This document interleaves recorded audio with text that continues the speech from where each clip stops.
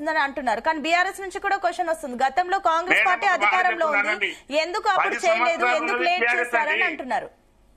ఇప్పుడు ముఖ్యంగా మేడం 10 సంవత్సరాల అధికారంలో ఉన్నది టీఆర్ఎస్, 10 సంవత్సరాల అధికారంలో ఉన్నది బీజేపీ. ఉషా మేర కమిషన్ అందులో ఉన్నది. ఉషా మేర కమిషన్ రిపోర్ట్ చేసినట్టుగా ఆర్టికల్ 341 క్లాస్ 3 గారు సవరణ చేస్తే దేశవ్యాప్తంగా వర్గీకరణ చేయొచ్చు. సెంట్రల్ గవర్నమెంట్ రిజర్వేషన్స్ కూడా వర్గీకరణ చేయొచ్చు.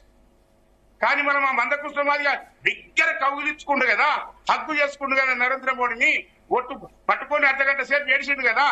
ఇప్పుడు ఆయన పక్కనే ఆయన దోస్తే కదా, ఆయన కిషన్ రెడ్డి దోస్తే కదా. ఆర్టికల్ 341 రద్దు చేసి అది సవరించి ఇప్పుడు సెంట్రల్ గవర్నమెంట్ రిజర్వేషన్స్ కూడా వర్గీకరణ చేయొచ్చు కదా. ఇప్పుడు జరిగింది ఓన్లీ స్టేట్ గవర్నమెంట్ ఇచ్చే రిజర్వేషన్ వర్గీకరణ, సెంట్రల్ గవర్నమెంట్ ఇచ్చే రిజర్వేషన్ వర్గీకరణ జరగలే. ఇంకోటి 10 సంవత్సరాల పాపం బీజేపీ, 10 సంవత్సరాల పాపం కేసీఆర్ ది. కాంగ్రెస్ ప్రభుత్వం చిత్తశుద్ధితో వర్గీకరణ చేస్తుందని మీరు అంటున్నారు, కానీ ఎందుకు మరి మాదిగలు ఎంఆర్పీఎస్ లు ఎందుకు దీనికి సంబంధించి వ్యతిరేకిస్తున్నారు? అంటే కరెక్ట్ ఒక ప్రాపర్ వేలోనే వెళ్తుంది అనుకోవచ్చా కాంగ్రెస్ ప్రభుత్వం? మేము ఒకటి చెప్తున్నాం మేడం, మందకృష్ణ మాదిగ గారికి ఎంఆర్పీఎస్ వాళ్లకు మొన్న ఈ మధ్య కాలంలో కొత్త సంబంధాలు ఏర్పడ్డాయి. ఎవరితోనా? నరేంద్ర మోడీతోనో బీజేపీతోనా. 2023 ఎన్నికల కాడికి మంచి స్నేహం కుదిరింది.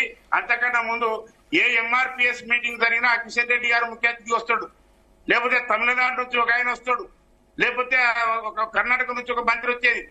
బీజేపీ వాళ్ళు, బీజేపీ మంత్రులు అటెండ్ కానటువంటి మీటింగ్లు ఎంఆర్పీఎస్ లేకుండే. బీజేపీ పూర్తిగా ఎంఆర్పీఎస్ మీటింగ్ లకు వచ్చేది. 23 నాడు నరేంద్ర మోడీ గారు వచ్చి నవంబర్ లో అసెంబ్లీ ఎన్నికల సమయంలో గ్రౌండ్ లో మీటింగ్ పెట్టి చెప్పిన మాట మనం అందరం విన్నాం. ఆయన ఏం చేసిండు? ఆయన అఫిడవిట్ ఇచ్చినప్పుడు అఫిడవిట్ ఇప్పటికి కూడా ఎవరు బయటికి పెట్టట్లేదు. అఫిడవిట్ ఇచ్చినప్పుడు సుప్రీంకోర్టుకు ఏం అఫిడవిట్ ఇచ్చిందో ఏ సంగతో అది బయట పెట్టమనండి. నిజానికి ఈ రోజు దేశవ్యాప్తంగా సెంట్రల్ గవర్నమెంట్, ఇప్పుడు ఈ రోజు స్టేట్ గవర్నమెంట్ వర్గీకరణ చేసుకోవచ్చు అని చెప్పేసి అని సుప్రీంకోర్టు ఇచ్చిందిగా. రాష్ట్రాలకు ప్రాబ్లం లేదు. ఇప్పుడు ఏ రాష్ట్రంలో అవసరం పడితే ఆ రాష్ట్రంలో వర్గీకరణ చేసుకోవచ్చు. సుప్రీంకోర్టు గైడ్ లైన్స్ ప్రకారం, అది ఇచ్చిన సూచనల ప్రకారం, ఎంపరికల్ డాటా ప్రకారం మేము చట్టపరంగా సుప్రీంకోర్టు ఇచ్చిన గైడ్ లైన్స్ ప్రకారం సామాజిక న్యాయాన్ని పాటిస్తూ మా ప్రభుత్వం, కాంగ్రెస్ ప్రభుత్వం నిన్న బ్రహ్మాండంగా, నిజానికి ఒక్క ఎమ్మెల్యే కూడా వ్యతిరేకంగా మాట్లాడలేదు, ఏకగ్రీవంగా తీర్మానం చేసింది తెలంగాణ రాష్ట్ర ప్రభుత్వం అసెంబ్లీ. అంటే ఇప్పుడు మీరు చెప్తున్న ప్రకారం చూస్తే మందకృష్ణ మాదిగ ఎంఆర్పీఎస్ బీజేపీ కుమ్మక్కై ఎస్సీ వర్గీకరణను వ్యతిరేకిస్తుందంటున్నారా? యావత్ సమాజం, అన్ని కులాలు కూడా. కనుక మేము ఒకటే విజ్ఞప్తి చేస్తాం, ఈ సమాజానికి కృతజ్ఞత తెలియజేస్తున్నాం. అదే రకంగా రాష్ట్ర ముఖ్యమంత్రి రేవంత్ రెడ్డి గారికి, అదే రకంగా యావత్తు మొత్తం అసెంబ్లీకి, ప్రధానంగా మాల ఎమ్మెల్యేలకు కూడా మేము కృతజ్ఞత తెలియజేస్తున్నాం. ఎవరు సతీష్ గారు, అంటే ఇప్పుడు ఇందాక మీరు చెప్పారు కాబట్టి అడుగుతున్నాము, అంటే ఎంఆర్పీఎస్ బీజేపీ కుమ్మక్కై ఇప్పుడు ఎస్సీ వర్గీకరణ వ్యతిరేకిస్తుందా? ఎస్, అవును.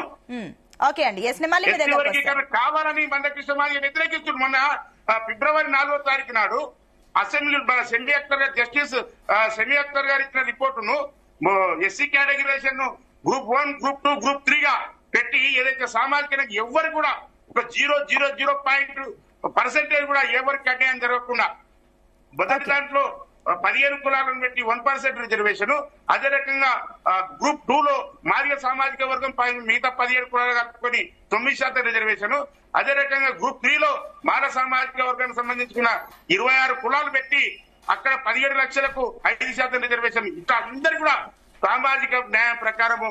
ఇంకొకటి, ఆ వర్గీకరణలో ఓన్లీ 26 కులాలే, మిగతా 33 కులాలను గతంలో రామచంద్రరాజు గారు చేసిన గ్రూపులలోనే యథాస్థానంలో ఉంచుతూ ఓన్లీ ఒక 24 కులాలు, అదే రకంగా 2002లో కొత్తగా యాడైన 2 కులాలు, ఈ మొత్తం 26 కులాలను పర్సెంటేజ్ కూడా ఓన్లీ 3.43 ఆ యొక్క రిజర్వ్, ఆ యొక్క పర్సెంటేజ్ అక్కడెక్కడ సెటిలింగ్ చేయడం జరిగింది, అది ఎంపరికల్ డాటా ప్రకారం. కనుక ఈ రోజుకు గుడిమెట్లెక్కని కులాలను, అదే రకంగా అత్యధికమైన పేదరికంలో మగ్గుతున్న కులాలను ఏ గ్రూప్ లో పెట్టాం? గ్రూప్ 1 లో పెట్టాం. అదే రకంగా కొంత కాస్త కూస్తో కొంత ఉన్న వాళ్ళను బి గ్రూప్ లో పెట్టాం, కొంత అభివృద్ధి చెందిన వాళ్ళను సి గ్రూప్ లో పెట్టాం. ఎక్కడ కూడా అన్యాయం జరగలేదు. కానీ మా బాధితుల ఉద్యమ నాయకుడని చెప్పబడుతున్న మందకృష్ణ మాదిగ గారు కావాలని కొర్రీలు పెట్టి మాదిగలకు 11% రావు. ఏ రకంగా 11% వస్తుందండి? ఏ రకంగా ఏ లెక్క ప్రకారం వస్తుందో చెప్పండి. ఉన్నదే 15%. ఉన్న 15%లో మేము ఉన్నది మాదిగలము 32 లక్షలు, మొత్తం కలుపుకుంటే 32 లక్షల చిల్లర ఉంటాం మేము. అదే రకంగా మీకు ఏ గ్రూప్ లో ఉన్నారు 1,77,000లో 1,77,000 జనాభా ఏదైతే ఉన్నదో అందులో 1,33,000 జనాభా ఈ బి గ్రూప్, గతంలో బి గ్రూప్ లో ఉన్న 7 కులాలను తీసుకుపోయి అందులో పెట్టాం. అంటే అక్కడ 1% కూడా మాదే, అంటే 10% వచ్చింది మాకు.